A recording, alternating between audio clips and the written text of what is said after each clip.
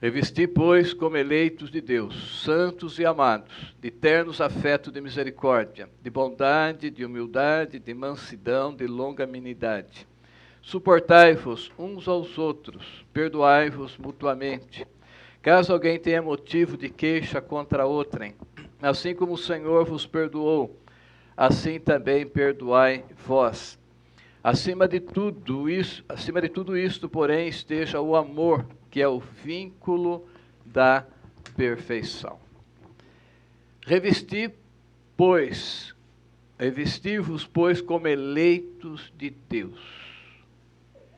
Irmãos, quem são os eleitos de Deus? Quem são os eleitos de Deus?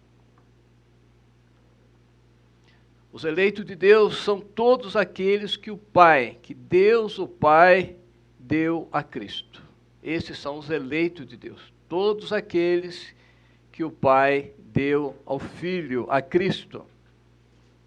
Os eleitos de Deus são todos aqueles por quem Cristo morreu, tanto do Antigo como do Novo Testamento.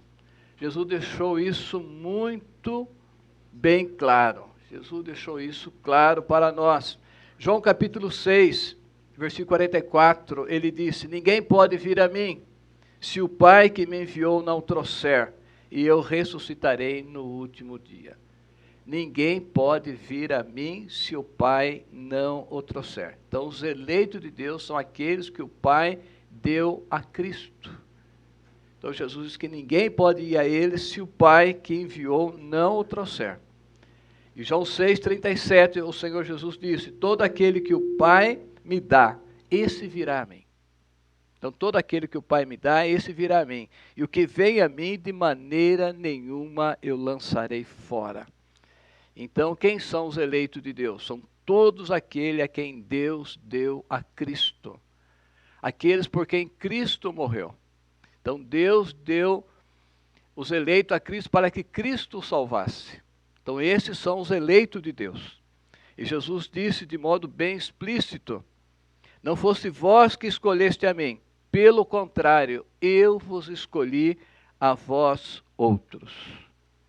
Então, revesti-vos como eleito de Deus, santos e amados. Os eleitos são santos e são amados. Amados por Deus com amor eterno. Isso já foi dito bastante na liturgia. Então, nós somos eleitos de Deus, santos e amados. Deus nos ama com amor eterno. Então, Efésios capítulo 1, versículo 4 e 5, diz exatamente isso. Efésios 1, texto bem conhecido. Assim como nos escolheu nele antes da fundação do mundo, para sermos santos e irrepreensíveis perante ele. E em amor nos predestinou para ele, por adoção de filhos, por meio de Jesus Cristo, segundo o beneplácito da sua vontade. Então, Deus nos escolheu nele antes da fundação do mundo para sermos santo e irrepreensível, e em amor ele nos predestinou para ele, para a adoção de filho por meio de Jesus Cristo, segundo o beneplácito da sua vontade. Irmãos, então saber que Deus nos escolheu amorosamente para si, antes dos tempos eternos. Então deve transformar toda a nossa maneira de viver e todo o nosso relacionamento com os outros.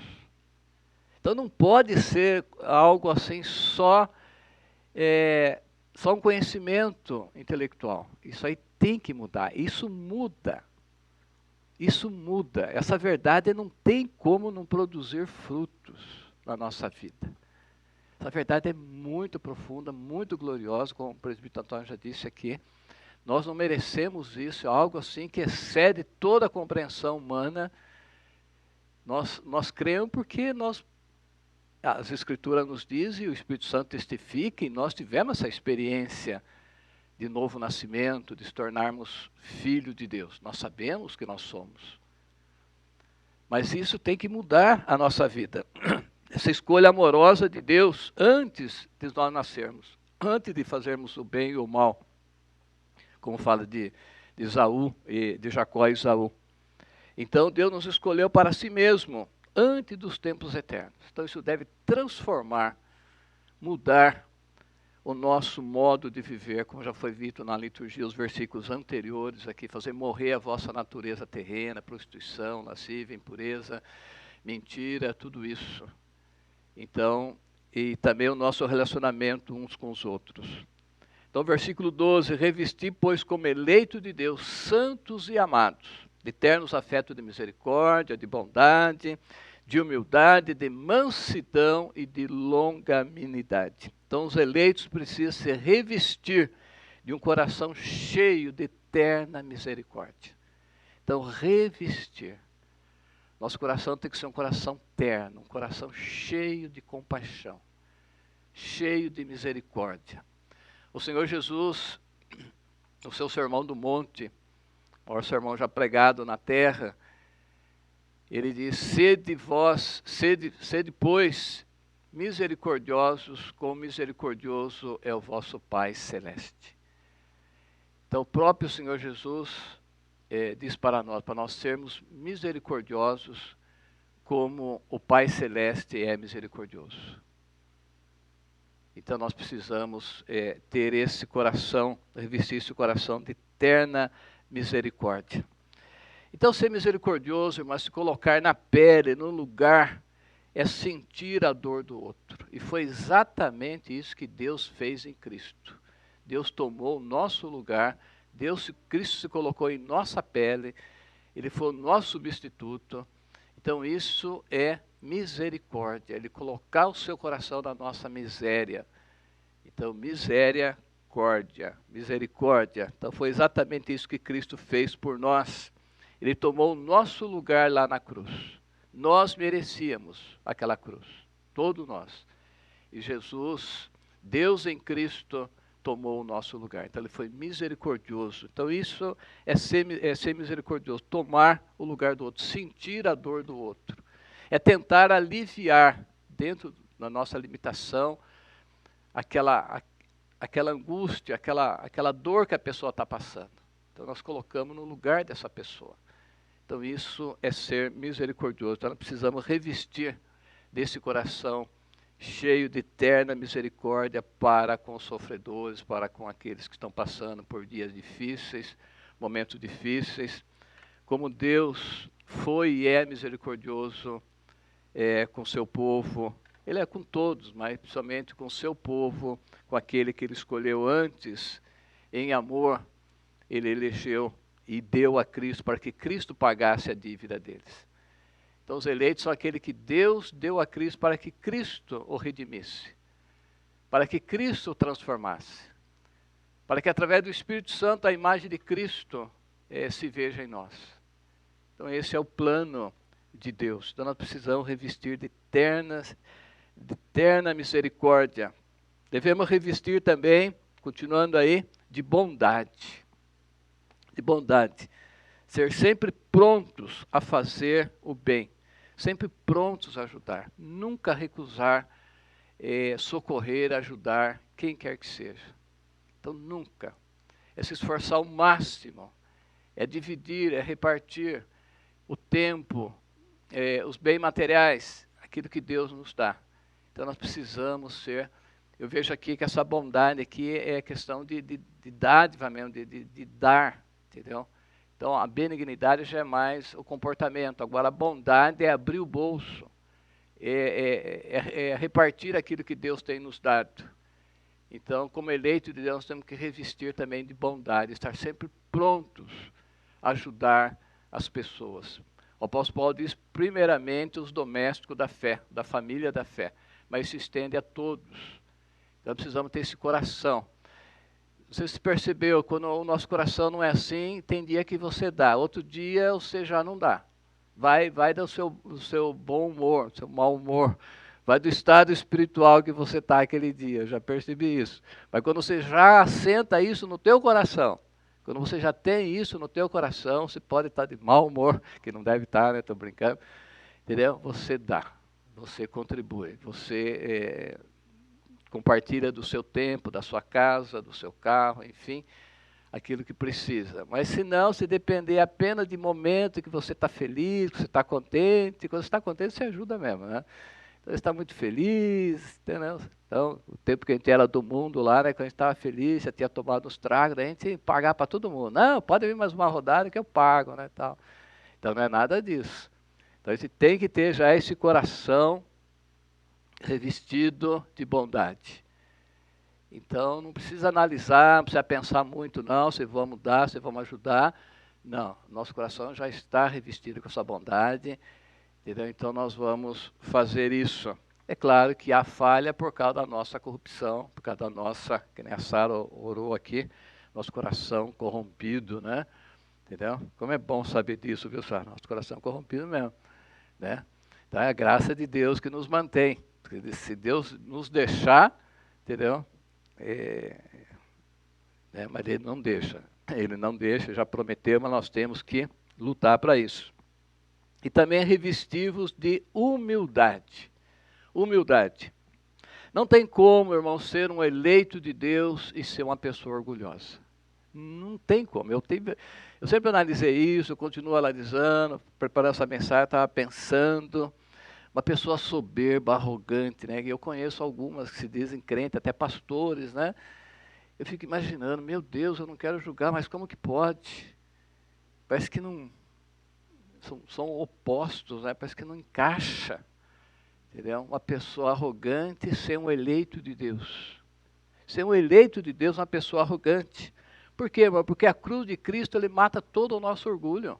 Se você estiver aos pés da cruz de Cristo, você não tem como ser orgulhoso. Se você conhecer a cruz de Cristo, você não tem por onde você ser.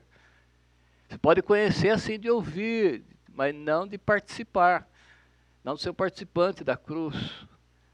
Então não tem orgulhoso, não tem o soberbo, e não tem como estar aos pés da cruz com soberba. Olha, né? E coisas, sei lá o quê. Né? Como que eu prego, pastor famoso e tal, e outros.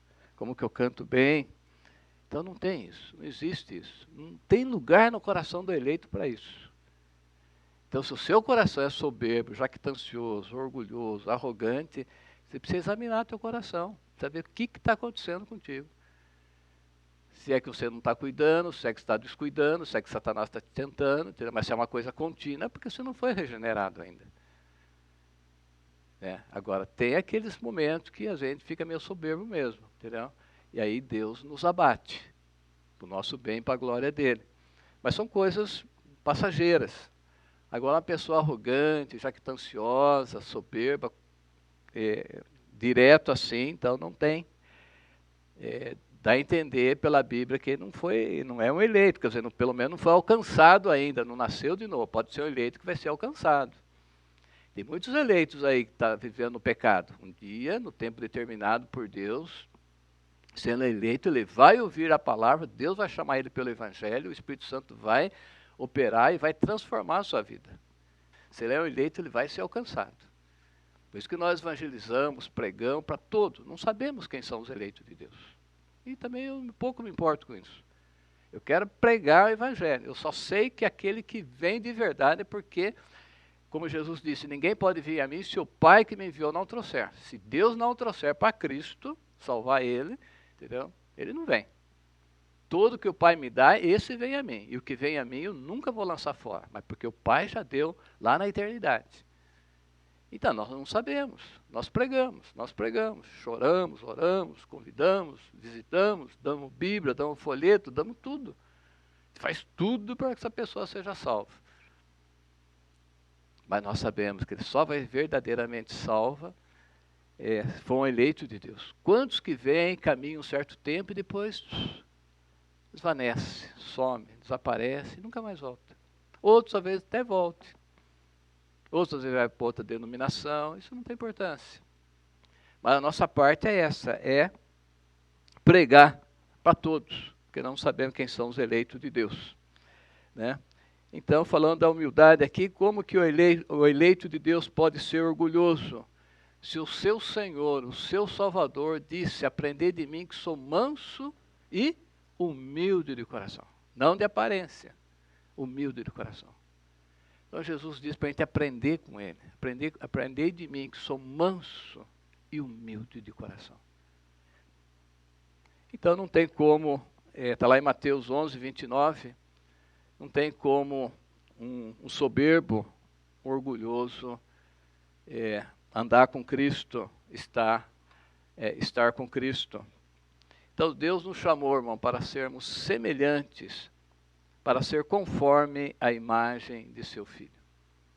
Esse é o chamado, e Deus vai trabalhar, esse fim vai se concretizar, vai sendo aqui, vamos ser transformados de glória em glória, Deus vai nos lapidando, nos moldando, a gente vai crescendo, creio que todos vocês têm essa experiência.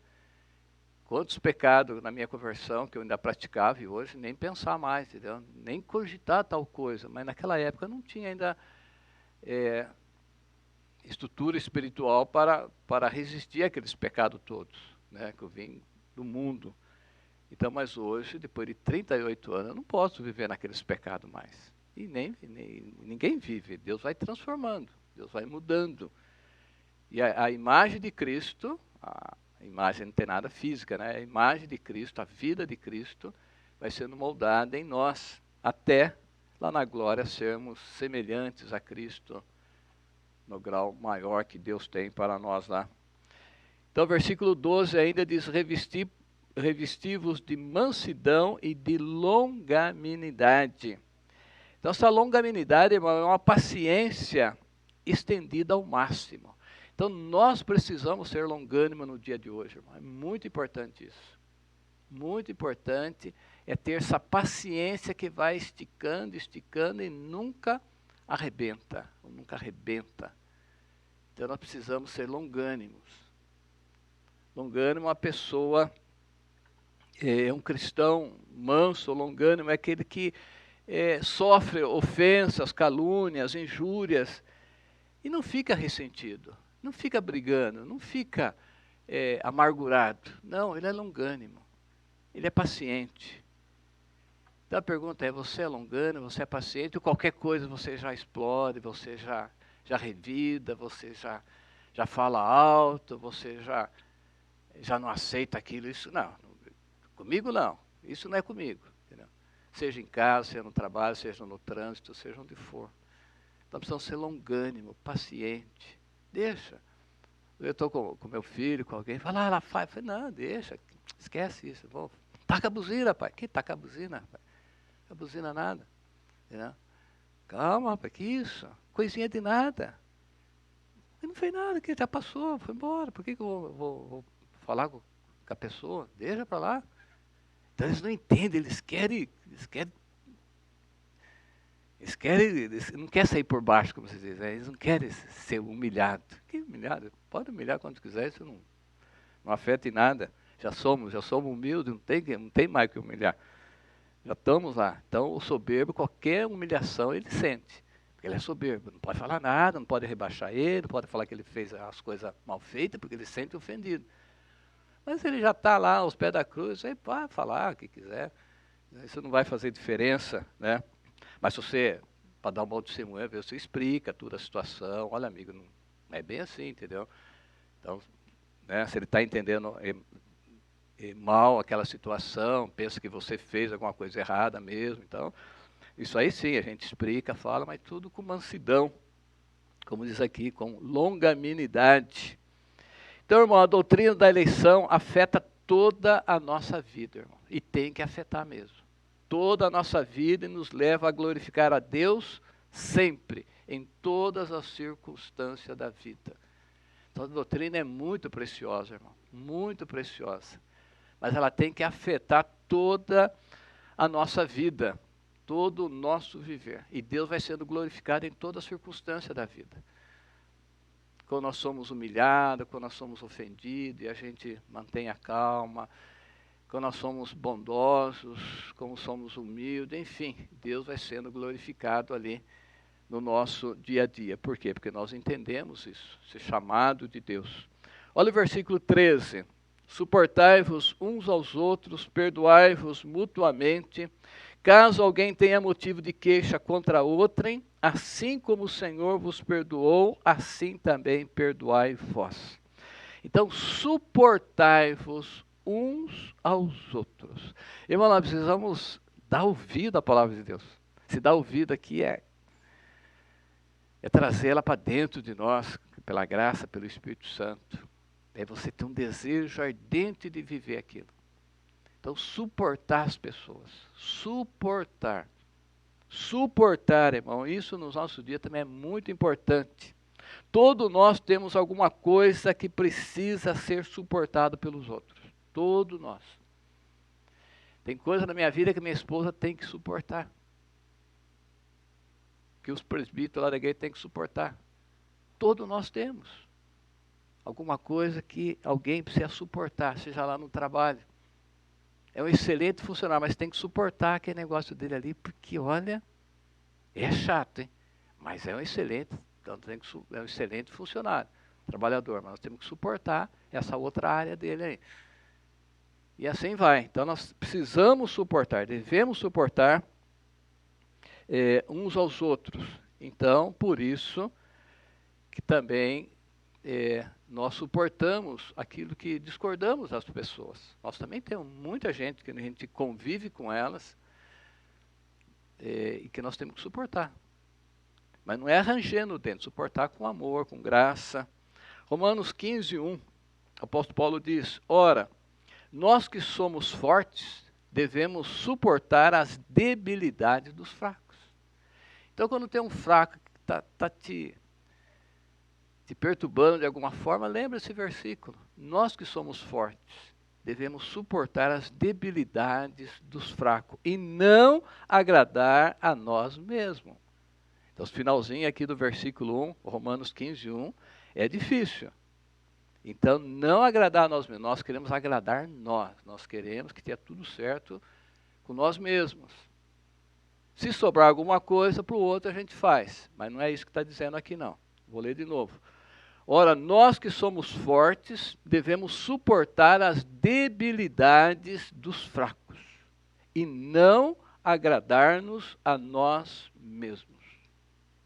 Irmão, na prática, no dia a dia, tem que ser.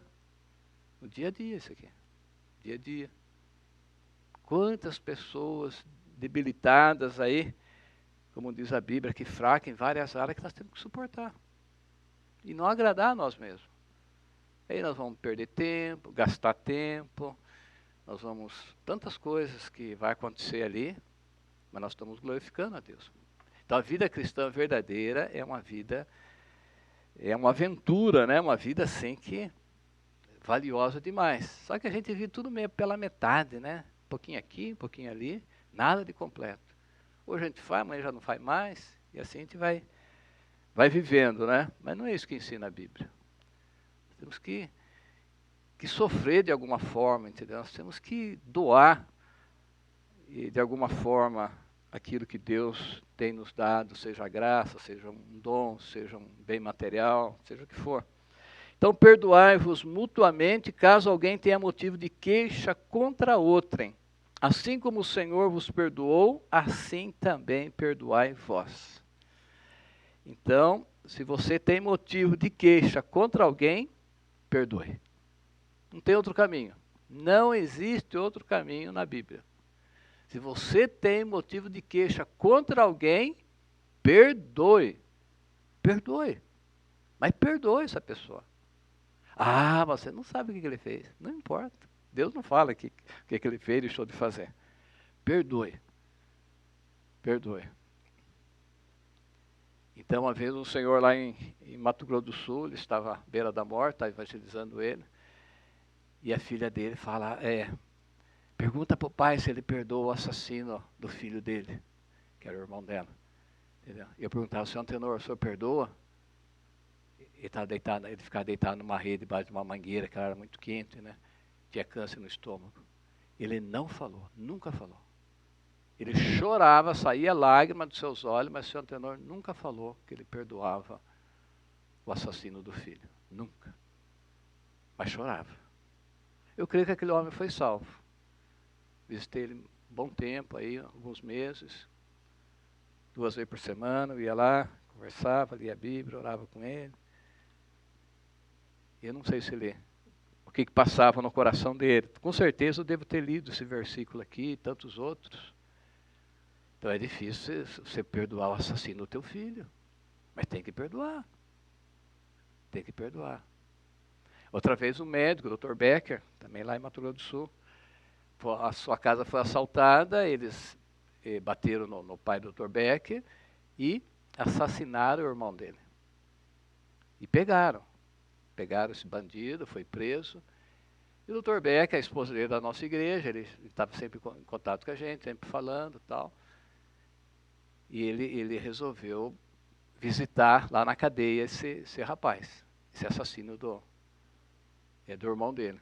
Ele levou uma maçã de presente, sabe? Entendeu? Para dar para o assassino lá, né? E foi lá e conversou. Quer dizer, o assassino vai comer uma maçã, né? E foi lá e o Dr. Becker. Isso é uma história daqui uns dias que talvez ele venha me visitar aqui. Depois pode conversar com ele. O Dr. Becker chegou e falou para o rapaz, para o assassino lá, e eu te perdoo. Eu te perdoo mesmo. O rapaz ficou ali sem falar nada. Ele foi lá para falar para o assassino do irmão dele, que bateu no pai dele, tudo que ele perdoava. E ele não era, o Dr. Beck, até onde eu sei, ele não era crente ainda. Ia na igreja, assim, esporadicamente e tal. Mas ele tinha esse no seu coração de perdoar. Então, ele sabia que esse era o caminho. Talvez já tinha ouvido muito da esposa dele, da Patrícia. Então, mas esse é o nosso caminho. E nós, eu creio que ninguém aqui tem ninguém tem uma dívida tão grande assim com você, para você perdoar, né? Nossas coisas são pequenas, nesse sentido. Então, assim como o Senhor vos perdoou, assim também perdoai vós. Então, como que é o perdão de Deus, irmão? O perdão de Deus é um perdão pleno. Pleno. Deus não perdoa mais ou menos. É um perdão pleno, um perdão completo. É um perdão total e eterno. Isso é o perdão de Deus. Quando você for perdoar alguém, se lembre disso. Às vezes você perdoa ali, não, até aqui dá, mas não dá mais que isso, não. Não vou ficar com tanta raiva, mas também não vou liberar tudo, né? Meu coração para ele e tal. Mas não é assim. É como Cristo nos perdoou, né? Miqueias fala, o Senhor fala através de Miqueias, que Deus lançará todos os nossos pecados nas profundezas do mar. Então hoje ainda tem como ir lá no fundo do mar, mas naquela época eu quase certeza que ninguém ia, né? Entendeu? Lançou no mar, acabou. Esquecimento total e para sempre. Enquanto estão achando alguma coisa no fundo do mar lá, né? Navios que estão lá, tal, naufragados no fundo do mar. Mas naquela época não tinha nada. Então Deus fala que Ele lançará todos os nossos pecados nas profundezas do mar. E Romanos 8:12, pois para com as suas iniquidades usarei de misericórdia e dos seus pecados jamais me lembrarei. Jamais. Deus nunca mais vai lembrar dos nossos pecados. Não lembrar assim no sentido de cobrança, de relacionamento. Então Deus nunca mais. Então, assim como o Senhor vos perdoou, assim perdoai vós. Então, o nosso Deus, Isaías 55:7, diz que Deus é rico em perdoar. Deus tem prazer em perdoar a pessoa arrependida, a pessoa que busca o seu perdão. Assim deve ser o nosso coração, mas nós temos que ser imitadores de Deus como filhos amados. Se Deus tem prazer em perdoar, se Ele é rico em perdoar, como diz Isaías, por que eu, que sou imitador dele, não sou? Eu que não sou nada, um verme, um zero à esquerda, pó. Se Deus, o soberano do universo, tem prazer, Ele é rico em perdoar, por que eu não posso? Por que eu não sou? Por que eu não tenho dificuldade em perdoar uma pessoa? O que eu sou eu para não perdoar uma ofensa? Alguma coisa que alguém fez comigo? Eu tenho que imitar o meu pai. O apóstolo Paulo diz, ser como filho amado, né? Ser imitador de Deus como filhos amados. E andar como Deus andou, como Cristo andou. Então, um coração que não perdoa, irmãos, é talvez um coração que ainda não recebeu o perdão de Deus. Pensa aí, se você tem dificuldade de perdoar, pensa se você já foi perdoado por Deus. Você foi perdoado. Porque aquele que foi perdoado, ele tem uma tendência, uma inclinação para perdoar com mais facilidade as pessoas. Então, quem não perdoa, irmãos, essa pessoa fica doente fisicamente e também espiritualmente. Então, nós precisamos perdoar. Nós precisamos perdoar. A pessoa que foi perdoada, ele sabe quanto custou para Deus perdoá-la. Para nós não custa nada, mas para Deus custou. Custou a vida do seu filho. Para Deus perdoar você, para me perdoar, custou a vida de Cristo. Então, para Deus perdoar os seus eleitos, o seu povo, ele precisou sacrificar o seu único filho. Precisou entregar Jesus à morte. Ele entregou o seu filho à morte para poder nos perdoar. Por isso que ele é rico em perdoar, porque ele entregou o filho dele, ele abriu mão. Deus não ficou lá no trono, simplesmente sentado lá. Não, ele se sacrificou a si mesmo. Imagine a dor do coração do pai, entregando o seu filho à morte, para que a morte dele nos perdoasse, para que Deus pudesse nos perdoar através da morte de Cristo, através do sacrifício de Cristo. Então, quem não perdoa é porque nunca entendeu o perdão de Deus. Nunca entendeu. Se nós entender por que Deus nos perdoou, Deus não é simplesmente perdoa. Não é isso. O perdão tem que ser uma coisa concreta. Deus é justo e santo, ele não pode apenas declarar. Para criar os céus e a terra, ele foi falando. Haja. Agora, para redimir o pecador, ele tem que descer do trono e vir para a cruz.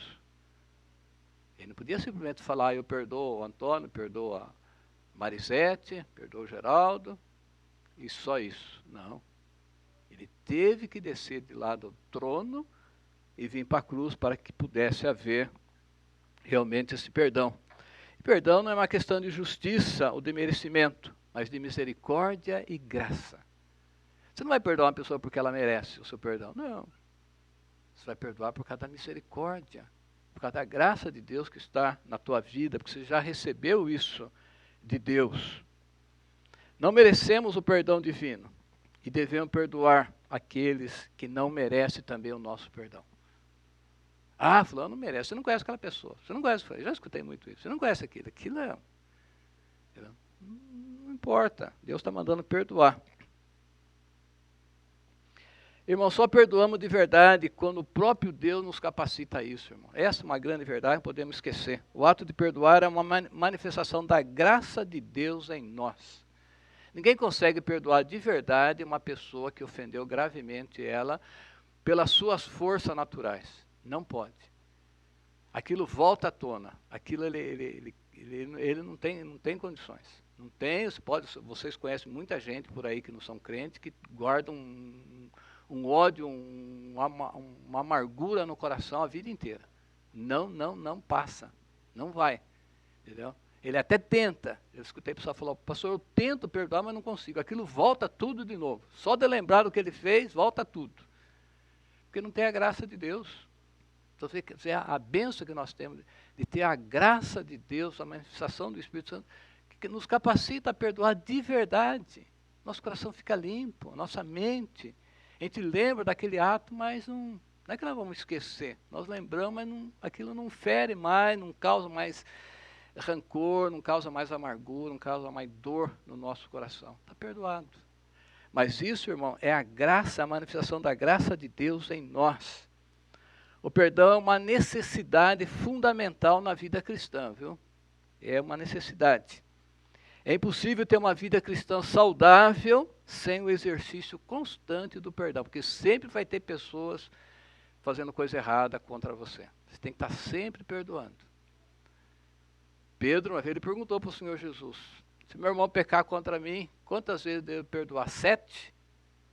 Porque na lei era 3, né? Então Pedro talvez estivesse esperando Jesus, falou, Pedro, você está crescendo, 7, mas Jesus não falou nada disso. Pedro, não te digo até 7, mas até 70 vezes 7. E dá a entender que é por dia. Se meu irmão pecar contra mim e vier pedir perdão, quantas vezes que eu vou perdoar? 7? Jesus fala, não.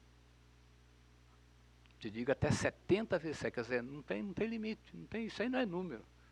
Dá 490, né? Mas não é isso.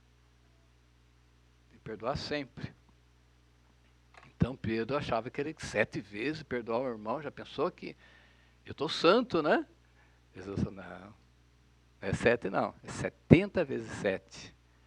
Então perdoa sempre, irmãos. Perdoa sempre. Então por isso nós temos que ser revestido dessa graça de Deus como eleito de Deus. Então quem não perdoa, na verdade, não pode orar.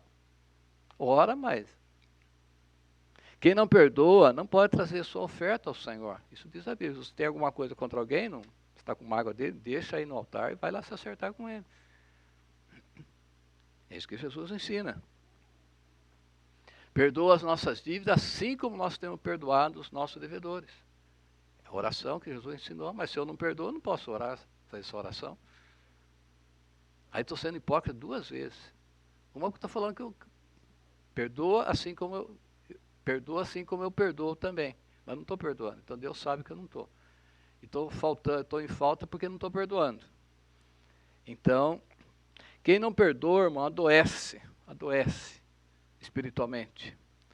O perdão é o remédio divino para a cura das feridas e dos relacionamentos enfermos que existe muito hoje. Aquele relacionamento meio atravessado, de um bom dia apenas, entendeu? Você não queria nem encontrar com aquela pessoa, mas quando encontra você tem que dar um sorriso ali de dente fechado, boca fechada. Então o melhor caminho é perdoar. Perdoe as pessoas. E se está com dificuldade, peça a Deus. Peça a Deus. Está com dificuldade, Senhor, olha, eu não consigo nem pensar nessa pessoa. Mas peça a Deus, ore. Nossa vida é orar. Ore a Deus. Ore a Deus, que Deus muda a situação. E o último versículo, 14. Acima de tudo, porém, esteja o amor, que é o vínculo da perfeição, irmãos. Veja só. O amor une, ele prende, ele ata todas as virtudes. O amor é a maior virtude na vida do cristão. Age como um cinto que mantém juntas as demais virtudes. Então, acima de tudo isto que nós vimos aqui, e muitas outras coisas que não estão aqui, porém esteja o amor, que é o vínculo, é o laço, é o nó, aquele que une, é o vínculo da perfeição, ele une todas as virtudes. Irmão, é interessante que outras virtudes, essas que nós falamos e outras, podem manifestar sem amor, vocês sabiam? Claro que sabiam. Mas o amor não pode manifestar sem essas outras virtudes. Não é verdade? Por exemplo, o marido pode ser fiel, uma grande virtude, mas sem amor.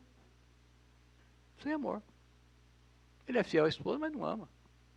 E pode ser. Uma pessoa pode ser bondosa sem amor. Tem pessoas que são bondosas, são generosas, mas não tem amor nenhum. Nem sabe para quem lhe dê, não quer nem saber da vida da pessoa. Está aí, está pedindo, vai, leva. Ajuda lá, manda lá uma cesta básica, manda isso, aquilo. Ele é bondoso, mas não ama.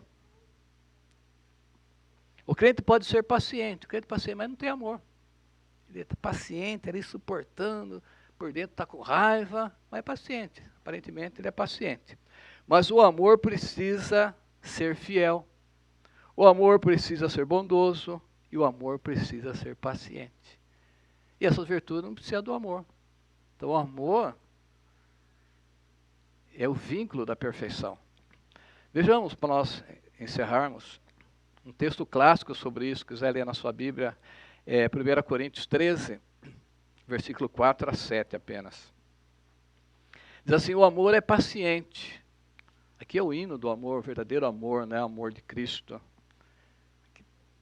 Então o amor é paciente, é benigno. O amor não arde em ciúmes. O amor não se ufana, quer dizer, não se vangloria. Não se ensoberbece, não é orgulhoso, soberbo. não se conduz inconvenientemente, ele não procura os seus interesses, não se exaspera, não se ressente do mal, não se alegra com a injustiça, mas regozija-se com a verdade. O amor tudo sofre, o amor tudo crê, o amor tudo espera, tudo suporta, o amor jamais acaba. Que glória, irmãos. O amor é invencível. O amor é invencível. Se você tem isso na sua vida, você caminha. Você vive em qualquer lugar do mundo. Entendeu? Você caminha. É coisa gloriosa demais o que está escrito aqui. O amor tudo sofre. Se você não está disposto a sofrer por nada, então está faltando amor.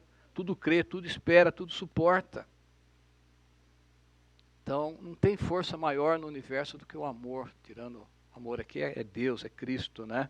Mas falando de nós, então o amor é uma coisa invisível. Porque esse amor, irmão, ele vem do alto, ele vem de Deus. Esse amor não é fabricado pelo coração humano, pelas forças humanas. Esse amor é um dom de Deus. É um dom de Deus. Romanos 5,5 diz que, ora, a esperança não se confunde, porque o amor de Deus é derramado em nosso coração pelo Espírito Santo que nos foi outorgado. Então você é um eleito de Deus, e tem o Espírito Santo habitando no seu coração. Então o Espírito Santo, ele que derrama esse amor no teu coração. Porque o amor de Deus é derramado em nosso coração pelo Espírito Santo que nos foi dado, outorgado foi nos dado. Para todos os eleitos de Deus, o Espírito Santo faz morada no coração dele. Então esse amor vem dele. Então tudo é possível para nós, irmãos. Tudo posso quando o Senhor nos fortalece para isso. Se você é um eleito de Deus, você tem o Espírito Santo. E você deve revestir como eleito de Deus santo e amado. Que Deus nos abençoe, irmãos. Possamos guardar no coração a palavra do Senhor e vivê-la. Com certeza nós vamos ter muitas oportunidades de pôr em prática isso aqui. Muitas. Talvez hoje, amanhã com certeza. Saiu de casa, dentro de casa, no trânsito, no trabalho e assim vai. Então nós temos que estar atentos, vigilantes, para isso não ser ouvinte, negligente, ouvir e não praticar, né? Vamos orar, curvar nossas cabeças.